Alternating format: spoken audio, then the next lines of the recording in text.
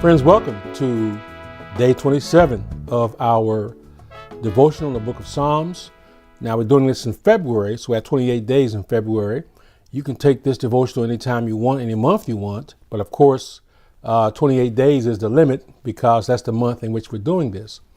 But today I want to take up part 2 of our lesson from Psalm 84. And I believe this will be a tremendous blessing to you. I want to call this lesson today, taking a quote from Dr. King, I have been to the mountaintop and I've looked over and I've seen the promised land. And that'll make sense to you as I go through this lesson today. All right, Psalm 84, again, verses 5 through 7.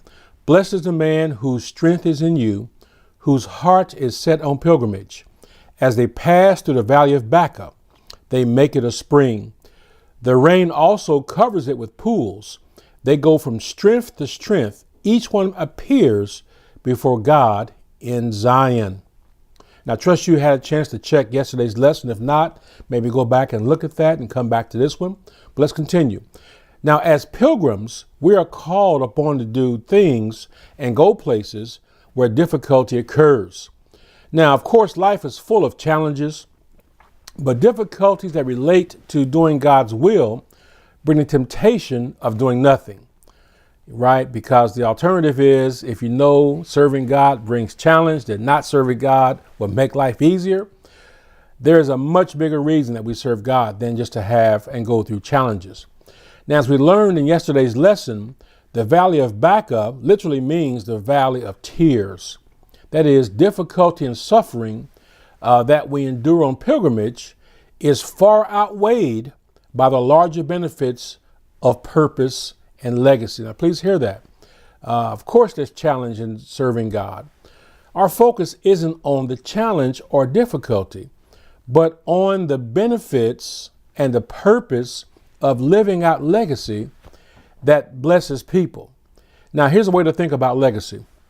Think about people such as Dr. King here in Black History Month, other figures in his era and before his time. Think about people who fought and died in World War II. People who have gone before us and sacrificed, sometimes the ultimate sacrifice, has provided for us, both as a people and as a nation. That is, the pilgrimage that they undertook are civil rights leaders, people who've worn our nation's uniform. That's a form of pilgrimage that has great difficulty. But our lives are better, right, for what they have done. And that's the point, that when you're a pilgrim, you're moving with purpose. If you're a traveler, you just want to see the sights. A traveler just wants to see what's out there and take a good look and enjoy. But a pilgrim is out there for purpose. Both are moving, but one moves with purpose and legacy, and one just wants to go along for the ride. Now, as the Bible here says, it says, as they pass through the valley of Baca, they make it a spring. Now, please note that as we go through the valley of tears, it says they make it a spring.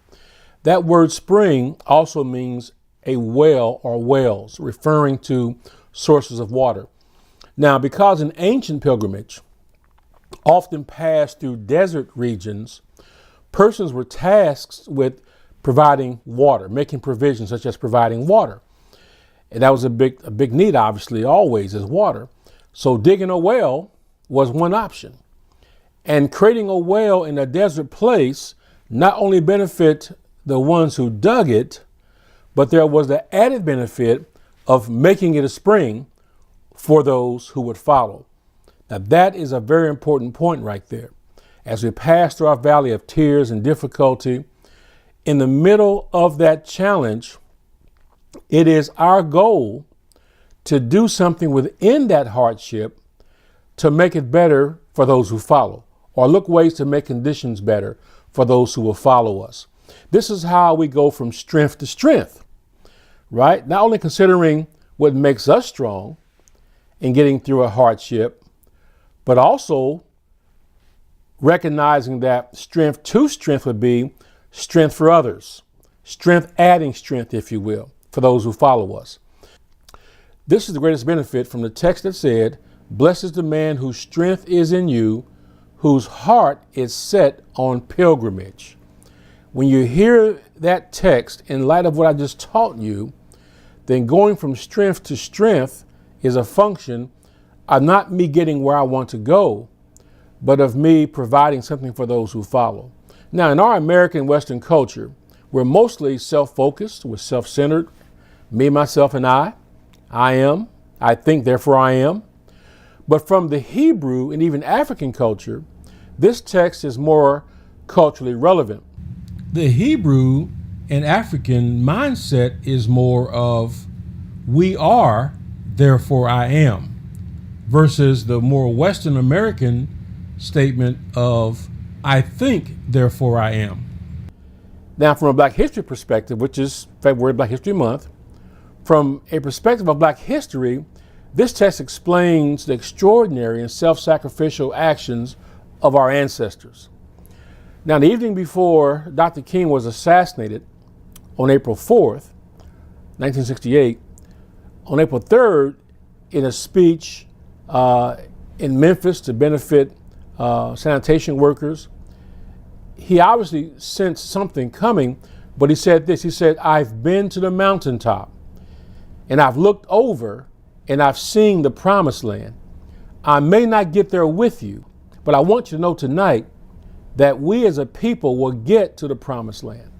Now, those were the words of a pilgrim who left a legacy for all Americans, Black Americans and all Americans. He made the country better. And that's a very strong example of what it means to have your heart set on pilgrimage and trusting in God's strength. And I trust you will allow the legacy of Dr. King and all of our ancestors, both known and unknown, the hidden figures, as well as those we know very well, to speak to you about the power and the privilege of being a pilgrim. Reflection question for this lesson is this: what have you done as a pilgrim to make conditions better for others?